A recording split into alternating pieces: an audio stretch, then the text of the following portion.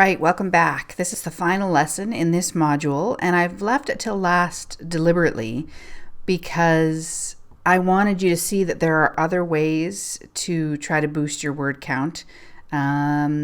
This is one of my favorites, but I think it can also be a little bit intimidating, especially given what we've talked about earlier, that people sort of announcing their big word counts for the day can be a bit of a competition, it seems to me. So I don't want you to get caught up in that competition. This is really about actually muscle building. So let's jump in and talk about it.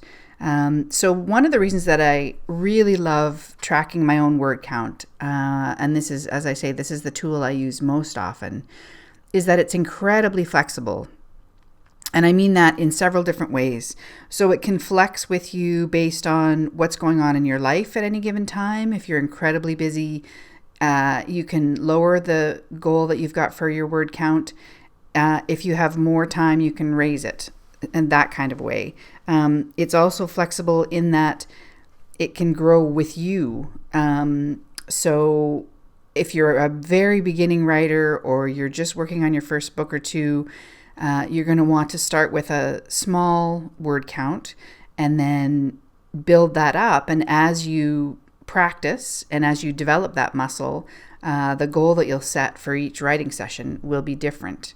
And so this speaks to that as well. It's a perfect muscle building tool. It also creates a situation where you have a win every day. So if you set your word count for relatively low-ish, if you're a brand new beginner, and you hit that target, which you absolutely can do now that you know everything that we've discussed in this course, it creates a win every day, something to feel positive about your writing. So rather than thinking about, I haven't written my book, it's not finished, you can think, oh, well, I hit my target today, and that's what really matters. I got my bum in my chair and I got my target met. And then I've sort of addressed this a little bit earlier, but I like this because it really works well with busy lives. And what I mean by that is, so let's say you set a target for 500 words each day.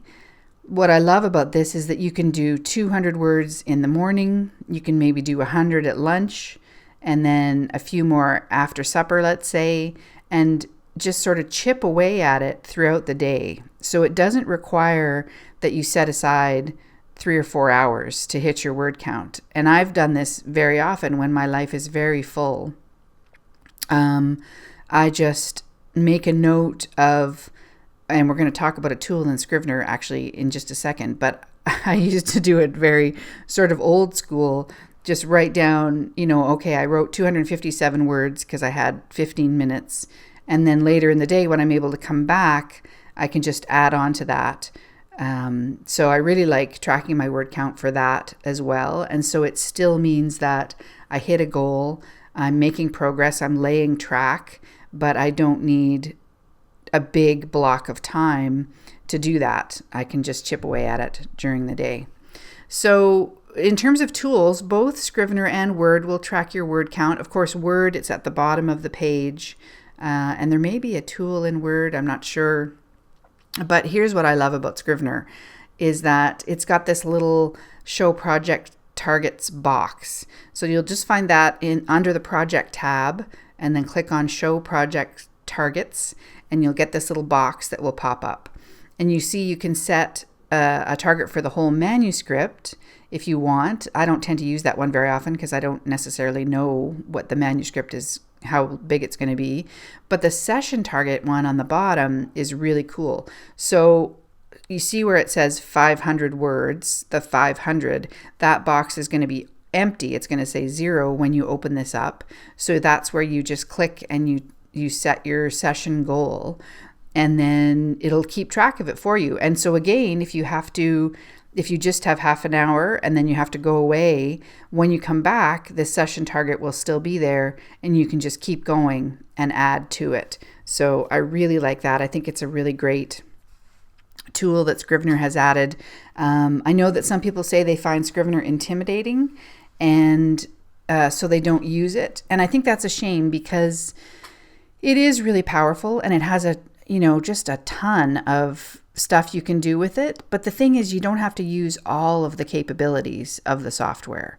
And I tend to use the bare minimum. I use the flags on the left in the binder. I change the colors of the flags just to track my progress. So if a flag on a chapter is red, that means it still needs work. If it's yellow, that's maybe my first draft. And if it's green, that means I've revised it several times and it's as good as it's going to get before it goes to my copy editor. And just a few other little tools that I use in Scrivener. I mean, it's kind of like having a racehorse pull an apple cart around town, but that's okay. It's well worth. I mean, it's so inexpensive. It's such a great tool. So if you're feeling intimidated, I encourage you to just get in there, muck around a little bit, and just learn to use the basics, because they're really going to help you with your writing. So that's it for this module. And in the next module, it's just one lesson. I just want to wrap things up for you, give you a little encouragement, and send you on your way. So I will see you in there. Bye.